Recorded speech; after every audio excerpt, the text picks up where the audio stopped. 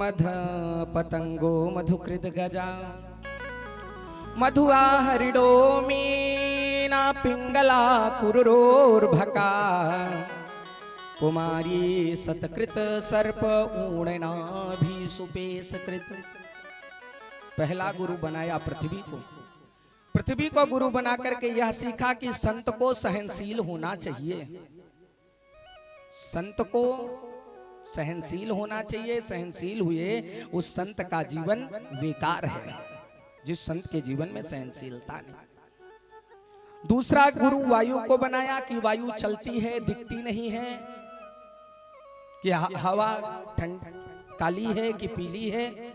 वैसे ही संत को चाहिए कि अपने समाज में प्रवचन करे,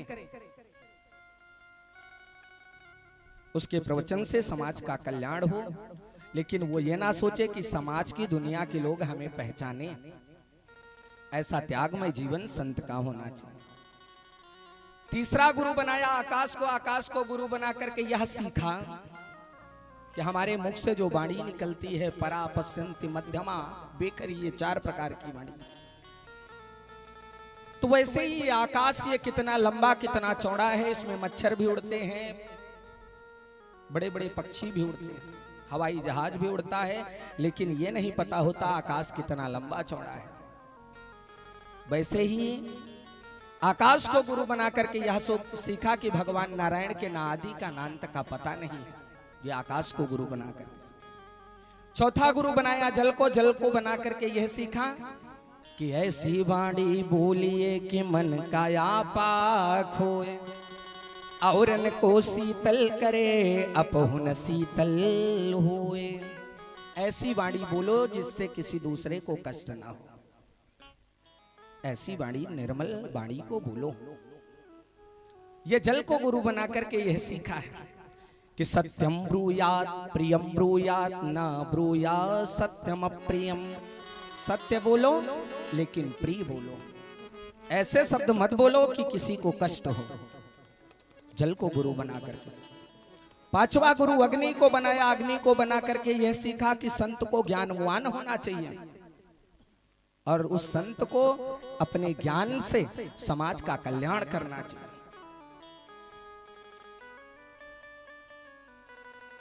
उस संत अपने ज्ञान से जीव का कल्याण करे, यह अग्नि को गुरु बना करके सीखा। पांचवा गुरु चंद्रमा को बनाया। चंद्रमा को गुरु बना करके यह शिक्षा ली कि चंद्रमा घटता और बढ़ता है, वैसे ही ना आत्मा जन्म लेती है ना आत्मा मरती है। ये चंद्रमा को गुरु बना करके सीखा।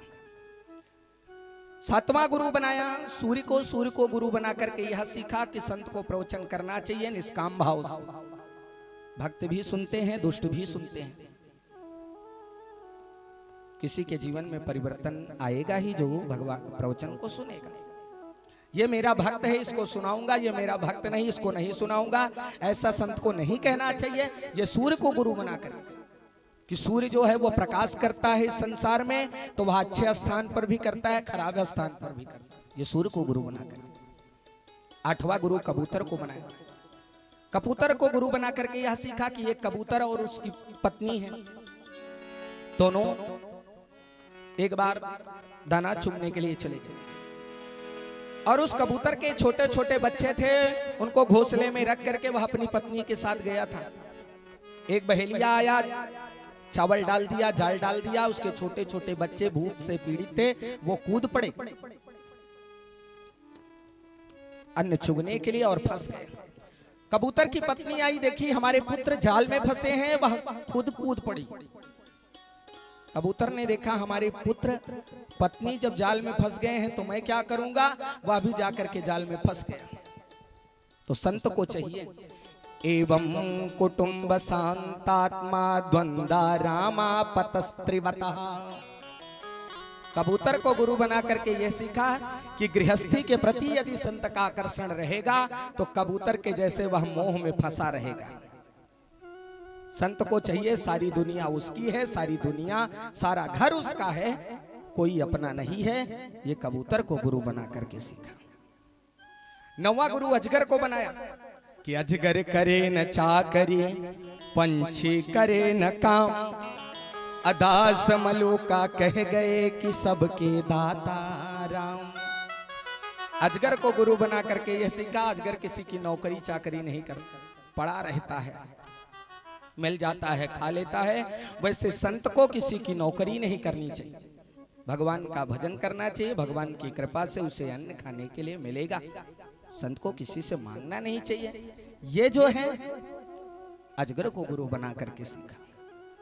10वां गुरु सागर को बनाया, सागर को गुरु बना करके यह सीखा कि संत को गंभीर होना चाहिए। जिस संत के जीवन में गंभीरता नहीं है वह समाज का कल्याण नहीं कर सकता। यदु महाराज ने पूछा, महाराज ऐसा क्यों, आप अकेले रहते हैं? महाराज दत्तात्रेय विवाह नहीं किए? दत्तात्रेय महाराज ने कहा यदु जी से कि दृष्टवा स्त्रियं देवमायं तद्भावैर्जितेन्द्रिया। स्त्री को देव माया समझना चाहिए। संत को स्त्री से हमेशा दूर रहना चाहिए। ये सागर को गुरु बना करके सीखा। 11वां गुरु पतंगे को बनाया, पतंगे को गुरु बना करके यह सीखा कि स्त्री को, संत को स्त्री से दूर रहना चाहिए, नहीं तो वह पतंगा जैसे आग के पास मड़राता एक दिन जल करके मर जाता है, वैसे ही वह इस संसार में, फिर इसी संसार में वह घूमता रहेगा। इसलिए स्त्री से दूर रहना चाहिए। ये पतंगे को गुरु बना कर 12वां गुरु भौरे को बनाया। भौरे से यह शिक्षा ली कि भौरा एक फूल पर बैठता है, उसके रस को चूसता है, दूसरे पे बैठता है, दूसरे को चूसता है, और चूस करके वह जाता है कमल में बैठ जाता है और वह सोचता है। कमल में बैठ जाता है, सायंकाल होती, सूर्यास्त होता है, कमल बंद हो जाता है और वह बंद हो जाता है कमल में भौरा। और एक हाथी आता है जल पीने के लिए सरोवर में और उस कमल को भी उखाड़ करके खा जाता है और वह भौरा भी उसके साथ चला जाता है। ऐसे संत को चाहिए कि संत को ज्यादा धन का संग्रह नहीं करना चाहिए, ज्यादा धन नहीं रखना चाहिए संत को। ये भौरे को गुरु बनाया। ये भ्रमर से सीखा है, भजन के अलावा कुछ संत का नहीं है। 13वां गुरु मधुमक्खी को बनाया। मधुमक्खी जो है वो रस निकाल करके छत्ता बनाती है, छत्ता बना करके रात दिन उसकी रखवाली करता है, लेकिन कोई व्यक्ति आता है उस छत्ते को तोड़ करके रस निकाल के चला जाता है।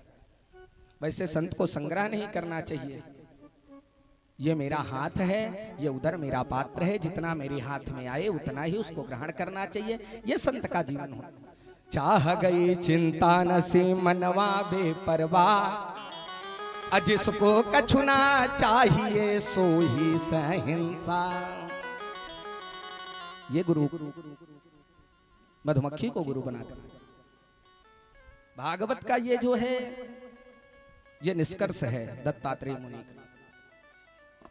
और कथाओं में क्या होता है कि वक्ताओं के पास समय ना हो, समय का अभाव होने की वजह से इस प्रसंग को आगे बढ़ा देते हैं। लेकिन जो ज्ञानवर्धक प्रसंग है, मैं प्रयास करता हूं कि ज्यादा से ज्यादा 2-4 मिनट ज्यादा लगे, लेकिन इस प्रसंग को लोगों को सुनाओ। 14वां गुरु हिरण को बनाया। हिरण को गुरु बना करके यह सीखा कि हिरण के ही पेट में मृगकस्तूरी होता है, जब फूटता है तो सुगंधित करता है चारों तरफ वातावरण। वह हिरण दौड़ता है, कहां से सुगंध आ रही, और दौड़ता हुआ उस सुगंध को ढूंढता है, लेकिन उसे पता नहीं कि मेरे ही अंदर मृगकस्तूरी। ढूंढता रहता है, दौड़ता रहता है और अंत में मर जाता है, पता नहीं पाता। वैसे ही परमात्मा जो है वो आपके और हमारे अंदर है, कण कण में विद्यमान है, ये समझना चाहिए। भगवान यही है, हमारे पास है, हमारे अंदर है। ये हिरण को गुरु बना करके हमने सीखा। तू सोच ले मन में कृष्ण है तेरे तन में, है सब जगह भगवान, क्यों ढूंढता है वन में। भगवान तो सब जगह है। मछली को गुरु बनाया। मछली को गुरु बना करके यह सीखा कि जीव को वश में करना चाहिए। मछली जो है वो जीव की वजह से पकड़ी जाती है। थोड़ा से आटा लगाया और कटिया में डाल दिया कि वह फंस गई, पकड़ ली। इसलिए अपनी जीभ को वश में करो। जो मन में आया खा लिया, जो मन में आया पी लिया, ऐसा नहीं। संत को ज्यादा गरिष्ठ भोजन नहीं करना चाहिए, नहीं तो उसकी बुद्धि जो है वो भजन में लगेगी, संसार में लगेगी। इसलिए गरिष्ठ भोजन संत को नहीं करना चाहिए। 16वां गुरु एक वेश्या को बनाया कि पिंगला से पिंगला नाम वेश्या से विधेया नगरे पुरा तस्या में शिक्षितम किंचिन निबोध नृप नंदन। परीक्षित ने कहा गुरुदेव एक वेश्या को गुरु बना करके क्या सीखा? कहा एक वेश्या को गुरु बना करके यह सीखा कि एक वेश्या थी, जब तक युवा थी नहा धो करके बैठ जाती अपने कोठे पर, जब तक युवा थी लोग आते धन देते कमाती। आज वृद्धावस्था हो गई, उसका वही नियम तैयार होके बैठी रहती, कोई आता नहीं उसके पास। आज 5-6 दिन निकल गए, कोई आया नहीं उसके पास, तो वह सब कुछ छोड़ करके बैठ गई भगवान का भजन करने के, कि जितना बैठ करके मैं इन संसार के लोगों की राह देख रही हूं, इतना यदि परमात्मा में मन लगा दूंगी तो हमारा जीवन बदल जाएगा। उस वेश्या को गुरु बना करके यह सीखा। संत को संसार में मन लगा करके नहीं, भगवान में मन लगा करके भगवान का भजन करना चाहिए। वेश्या को गुरु बना करके। 7वां गुरु कुरर पक्षी को बनाया, उससे त्याग सीखा। 18वां गुरु एक बालक को बनाया कि एक छोटा सा बालक है, 1 वर्ष का छोटा सा, उसका पिता मर गया है, लाश पड़ी है आंगन में, उसकी मां रो रही है और वह 1 वर्ष का बालक रो रहा है भूख के लिए। आज वह लड्डू के लिए रो रहा है और उसकी माँ एक चाटा मार देती है, वह रोने लगता है, लेकिन कुछ देर बाद उसकी माँ गोदी में लेकर के चली जाती है और उसको प्यार करती है, तो वह भूल जाता है मेरी माँ मारी। ऐसे संत को संसार में रहना है तो मान अपमान का ध्यान नहीं देना, सम्मान भी मिल जाए अपमान भी मिले, ये शरीर का होता है, आत्मा का नहीं। ये एक बच्चे को गुरु बना करके सीखा। दत्तात्रेय मुनि ने कहा एक कन्या को गुरु बना करके यह सीखा। कन्या को गुरु बना करके यह सीखा कि संत को अकेले रहना चाहिए, अकेले रह करके भजन करना चाहिए, समूह में नहीं रहना चाहिए। एक कन्या को गुरु बना करके यह सीखा कि उसकी सगाई हो गई है, उसके ससुराल वाले उसके हाथों में 2-2 चूड़ियां डाल के गए हैं। आज उसके ससुराल के लोग आए हैं, उसके घर में कोई है नहीं, खाने के लिए भी नहीं, ससुराल के लोग बाहर बैठे हैं। अब वह कन्या यदि जाकर के पड़ोस से मांग करके लाए बनाए तो उसके ससुराल वाले जानेंगे इसके यहाँ गरीबी है, कुछ खाने के लिए नहीं, उसकी सगाई टूट जाए। और यदि वह घर में उसके धान तो रखा है लेकिन अब चावल निकाले कर 2-2 चूड़ियां पहनी है, यदि उसको कूटेगी तो आवाज होगी, उसके ससुराल के वाले सुनेंगे किसके यहाँ चावल भी नहीं खाने। तो उस कन्या ने क्या किया, अपने हाथ की 1-1 चूड़ियों को उतार के रख दिया और धान को कूट करके चावल निकाल करके भोजन बना करके अपने ससुराल के लोगों को खिलाया। ये उस कन्या को गुरु बना करके यह सीखा कि संत को अकेले रहना चाहिए, समूह में रहेगा तो विवाद होगा, आवाज होगी। लेकिन आजकल फैशन परस्त जो स्त्रियां हैं वो क्या करती हैं, सुहाग के जो भी चीजें होती हैं, चूड़ियां हुई और पायल हुए और सिंदूर हुए, इन सारी चीजों को दूर रख देती है, उतार के रख देती हैं चूड़ियां, कोई है और सिंदूर नहीं लगाती हैं, कोई देखना ले कि हाँ इनका विवाह हो गया ऐसा। अरे सुहाग की निशानी है। और 20वां गुरु बनाया है सर्प को। सर्प को गुरु बना करके यह सीखा है कि सर्प को आश्रम नहीं बनाना चाहिए। जैसे सर्प चूहे के बिल में वास कहता है, वैसे संत को विचरण करना चाहिए, भजन करना चाहिए। सर्प को गुरु बना करके सीखा। 22वां गुरु बनाया है हाथी को। हाथी को गुरु बना करके यह सीखा कि हाथी को जब पकड़ने जाते हैं बड़ा सा गड्ढा कर देते हैं और ऊपर पत्ते इत्यादि बिछा करके उसको बंद कर देते हैं और एक लकड़ी की हथनी रख देते हैं, और हाथी कामातुर होकर के जब उसके पास आता है तो उस गड्ढे में गिर जाता है और फिर उसे लोग पकड़ लेते हैं। हाथी को गुरु बना करके यह सीखा है कि साधक को नारी का संग नहीं करना चाहिए, उनका स्पर्श नहीं करना चाहिए। ये हाथी को गुरु बना। 23वां गुरु लोहार को बनाया एक लोहार था, अपने काम में लगा था। एक राजा की सवारी जा रही थी, लोगों ने उससे पूछा राजा की सवारी गई? तो उसने कहा मुझे नहीं पता। तो लोहार को गुरु बना करके यह सीखा कि भजन में तन्मय रहना चाहिए, ध्यानस्थ रहना चाहिए। कौन क्या कर रहा है, तन्मयता रहनी चाहिए मन। कौन क्या कर रहा है, क्या हो रहा है, इसके चक्कर में नहीं पड़ना चाहिए। तब सिद्धि मिलेगी। जब जीवन में तन्मयता आएगी तब सिद्धि मिलेगी। और 24वां गुरु बनाया इस शरीर को गुरु बना करके यह सीखा कि 5 मिनट पहले जैसे ये शरीर थी, 5 मिनट बाद वैसे नहीं। ये शरीर बदलती रहती है, आत्मा परिवर्तनीय है। ये 24 गुरुओं को बना करके यह सीखा।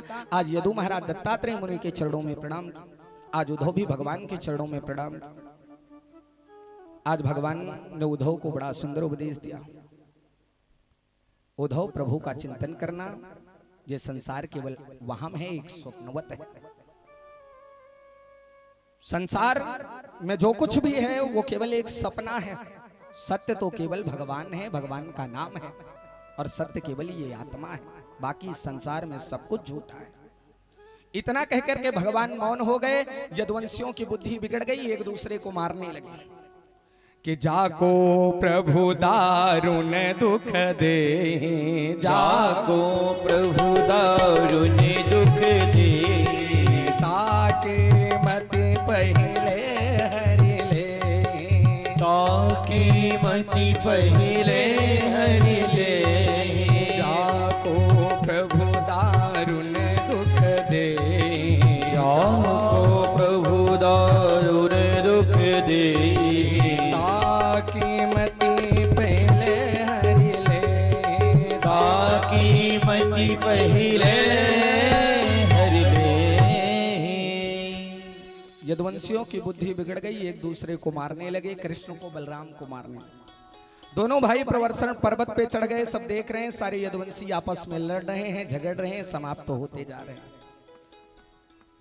आज बलराम आए, भगवान के चरणों में प्रणाम किया। प्रभु, इस अवतार में मैं आपका बड़ा भाई था, अपनी लीला संपन्न कर चुका। अब आप मुझे चलने की अनुमति दीजिए और मैं चल रहा हूं। चल करके क्षीर सागर में अब मैं रहूंगा। और बलराम जी चले गए क्षीर सागर में, शेषनाग बन करके बैठे। आज बलराम जी चले गए, सारे यदुवंशी लड़ रहे हैं। लड़ते लड़ते सब समाप्त हो रहे हैं। जब अस्त्र शस्त्र समाप्त हो गया तो जो चूर्ण बना करके मूसल फेंका गया था समुद्र में, उससे एरका नाम की घास उत्पन्न हुई। उसी घास को उखाड़ के एक दूसरे को मारने लगे और सारे यदुवंशी समाप्त हो रहे हैं। आज भगवान एक पीपल वृक्ष के नीचे बैठे हैं, बाएं पैर पर दाहिना पैर रखकर। एक बहेलिया आया, भगवान का पैर उसे हिरण का मुख लगा, तुरंत बाण चला दिया, भगवान के पैरों में बाण लग गया। वह बहेलिया दौड़ करके आया, प्रभु मुझसे ये अपराध हो गया। भगवान ने कहा ये इसमें तुम्हारा कोई दोष नहीं, तुम्हारा कर्ज हमारे ऊपर था। तुम बाली थे, मैं राम था, और तुम्हें छुप करके मारा था। तुम्हारा कर्ज था, उतर गया, जाओ तुम वैकुंठ। इतने में अर्जुन आ गए गांडीव लेके। प्रभु बताइए किसने आपको मारा है? भगवान ने कहा अर्जुन एक काम करो, हमारी पत्नियों को लेकर के वृंदावन जाओ, मैं इस धरा को छोड़ूंगा, समुद्र में डूब जाएगी द्वारिका। अर्जुन लेकर के गए, कोल भीलों ने उन्हें रास्ते में लूट लिया। भगवान ये बताना चाहते अर्जुन तुम्हारे गांडीव में वो सामर्थ्य नहीं है, मेरी कृपा से तुम्हारा गांडीव चलता था, ये भगवान अर्जुन को बताना चाहते। दारुक आ गए। दारुक ने कहा प्रभु आप रथ पर विराजमान होइए, चलिए मैं आपको ले चलूं द्वारिका। भगवान ने कहा दारुक तुम हमारे सारथी थे, बड़ी सेवा किए, तुम जाओ द्वारिका, बचे हुए यदुवंशियों को लेकर के मथुरा जाओ। आज दारुक चले गए। सारे देवता देख रहे थे अब भगवान आने वाले हैं। सुखदेव महाराज कहते हैं परीक्षित, भगवान के शरीर से एक ज्योति निकली जो 7 बार आकाश में घूम के भागवत में प्रविष्ट हो गई। यह भागवत कोई किताब, कोई पोथी नहीं, साक्षात भगवान श्री कृष्ण। जो इनकी चरण शरण ग्रहण करता है वो समस्त पापों से मुक्त हो जाता है, पाप संताप दूर हो जाते हैं। यह है भागवत की महिमा। सभी देवता देख रहे थे, भगवान अंतर ध्यान हो गए, भगवान गोलोक धाम चले गए। बोले वृंदावन बिहारी लाल की जय हो। और भगवान गए कि कलयुग का आरंभ हो गया। सुखदेव महाराज ने कहा परीक्षित कलयुग में बड़े ही दुर्गुण हैं, कोई सत्य नहीं बोलना चाहे। परीक्षित ने कहा गुरुदेव कोई सद्गुण है कि सारे दुर्गुण हैं? सुखदेव महाराज ने कहा परीक्षित एक सद्गुण है बस, यत्फलम नास्ति तपसा न योगेन समाधिना तत्फलम लभते सम्यक् कलौ केशौ कीर्तना। केवल कलयुग में कृष्ण के नाम का कीर्तन करते रहो। कलयुग केवल नामय धारा, कलयुग केवल नाम आधारा, कलयुग केवल नामय धारा, कलयुग केवल नाम आधारा। सुमिर सुमिर नर उतरहि पारा, सुमिर सुमिर नर उतरहि पारा। भगवान का नाम लेके बहुत से पार हो जाते हैं। सुखदेव महाराज ने कहा परीक्षित मैंने तुम्हें भागवत सुनाई है, तुमने भागवत सुनाई, 7 दिन पहले तुम्हें ऋषि कुमार ने श्राप दिया सर्प से मरने का। आज वो सर्प आएगा, तक्षक सर्प के काटने से तुम्हारी मृत्यु होगी। आज वो तक्षक तुम्हें काटेगा। परीक्षित ने कहा गुरुदेव तक्षक हमें नहीं काटेगा, हमारे शरीर को काटेगा। तम तु राजन मरिष्येते पशु बुद्धि मिमाम जहि। परीक्षित तुम इस पशु बुद्धि का त्याग कर दो। आत्मा अपरिवर्तनीय है, ना आत्मा जन्म लेती है ना आत्मा मरती है। शरीर का जन्म होता है, शरीर मरती है। मैं मरूंगा ऐसा पशु बुद्धि का त्याग कर दो। मैं तो आत्मा हूं, मैं तो प्रभु का अंश हूं और प्रभु को पाना ही मेरा लक्ष्य है। सुखदेव महाराज चाहते तो मृत्यु को टाल देते, लेकिन ऐसा नहीं। आज परीक्षित को आत्मबोध करा दिया, मुक्ति का मार्ग प्रशस्त कर दिया। सुखदेव महाराज खड़े हो गए, सुखदेव पूजन किया, चले गए। सुखदेव महाराज ने कहा सुखदेव महाराज चले गए, परीक्षित धन्य हो गए। आज प्रभु की मंगलमयी कथा आपने मुझे सुनाया, मेरा जीवन धन्य हो गया। गुरुदेव आपके चरणों में बारंबार प्रणाम है। सुखदेव महाराज अंतर ध्यान हो गए। परीक्षित को ज्ञान की प्राप्ति हो गई, आज प्रसन्न हो रहे हैं। परीक्षित का जो पुत्र है वो जन्मेजय बड़ी सुंदर सेना लगा दी। आज हमारे पिता को तक्षक काटने के लिए आएगा, लेकिन सेना इतनी लगा दूंगा काटने नहीं पाएगा। परीक्षित को शासन पर बैठे हैं, तक्षक आ रहा है। जन्मेजय ने चारों तरफ कहलवा दिया कि जो भी हमारे पिता को तक्षक सर्प के काटने से जीवित कर देगा, मैं उसे अपना आधा राज्य दे दूंगा। एक कश्यप नाम का ब्राह्मण आ रहा था। वह तक्षक भी एक ब्राह्मण का रूप बना करके आया, उस ब्राह्मण से मिल गया रास्ते में। कहां जा रहे हैं? कश्यप नाम के ब्राह्मण ने कहा मैं जा रहा हूं राजा परीक्षित को जीवित करने। कश्यप नाम के ब्राह्मण को उस तक्षक रूपी ब्राह्मण ने कहा यह सूखा पेड़ है, हरा कर दो तो मैं जानूं परीक्षित को जीवित कर। वह कश्यप नाम का ब्राह्मण सूखे पेड़ को हरा कर दिया। वह तक्षक समझ गया यह तो जीवित कर सकता है, बहुत धन देके उस ब्राह्मण को रास्ते से वापस कर। तक्षक आया, देखा बड़ी सेना लगी है। तक्षक ने क्या किया, सूक्ष्म रूप धारण कर लिया और सूक्ष्म रूप धारण करके राजा परीक्षित के आसन पर जाकर के छुप गया कुशासन और जाकर के दसंतम तक्षकम पादे ले लिहानम विसाननई। और जैसे ही दंश मारा परीक्षित के पैरों में, प्राण तो पहले ही जा चुके थे, शरीर बची थी, दंश मारा जल करके राख हो गया। जन्मेजय क्रोध में आ गया, सर्प यज्ञ किया, समस्त यज्ञों की आहुति करते चला गया। तक्षक जाकर के इंद्र के आसन पर छुप करके बैठा, मंत्र शक्ति से जन्मेजय बुलाने लगा। इंद्र भी आने लगे। आस्तिक मुनि आए, आकर के रोका, महाराज जन्मेजय आप रुक जाइए, हिंसा मत करिए। आज व्यास जी आए और जन्मेजय को श्रीमद् देवी भागवत की सुंदर कथा को सुना करके उनके मार्ग आत्मा का मार्ग प्रशस्त किया है। सुखदेव महाराज ने कहा परीक्षित को सुखदेव महाराज ने यह मंगलमयी भागवत की कथा को सुनाई। सूत जी सौनकादि ऋषियों को कथा सुना रहे हैं और यही कथा सनत कुमार नारद जी को श्रवण करवा रहे हैं हरिद्वार में। सूत जी ने सौनकादि ऋषियों से कहा निम्न गानाम यथा गंगा देवानाम अच्युतो यथा वैष्णवानाम यथा शंभो पुराणानमिदं तथा। जैसे बहने में गंगा श्रेष्ठ है, देवताओं में श्रेष्ठ कृष्ण है, देवताओं में अच्युत कृष्ण है, वैष्णवों में शंकर श्रेष्ठ हैं, वैसे ही पुराणों में भागवत सर्वश्रेष्ठ है। क्षेत्राणां चैव सर्वेषां यथा काशी अनुत्तमः तथा पुराणभ्रातानां श्रीमद्भागवतां द्विजः। जैसे क्षेत्रों में काशी श्रेष्ठ है, वैसे पुराणों में भागवत सर्वश्रेष्ठ है। भागवत पुराणों का तिलक वैष्णवों का परम धन पारमहंसों की संहिता भक्ति ज्ञान वैराग्य की जिसमें त्रिवेणी बहती है, ऐसी त्रिवेणी में जो अवगाहन करता है उसे गोविंद मिल जाते हैं। अंत में भागवत नाम का भगवान नाम का संकीर्तन करने से जो पापों का नाश होता है। आइए हम सभी लोग गोविंद के चरणों में प्रणाम करें। भागवत के अंतिम श्लोक का हम सभी लोग स्मरण करें। बोले वृंदावन बिहारी लाल की जय हो। पहले हम श्लोक बोलेंगे, फिर आप सब बोलेंगे। नाम संकीर्तनम यस्य नाम संकीर्तनम यस्य सर्व पाप प्रणाशनम सर्व पाप प्रणाशनम प्रणामो दुख समनः प्रणामो दुख शमनः तम नमामि हरिम परम तम नमामि हरिं परम। बोल बाल कृष्ण लाल की जय हो। द्वारिकानाथ भगवान की जय हो। भागवत महापुराण की जय हो। सद्गुरुदेव भगवान की जय हो। गंगा मैया की जय हो। जय जय श्री श्री राम।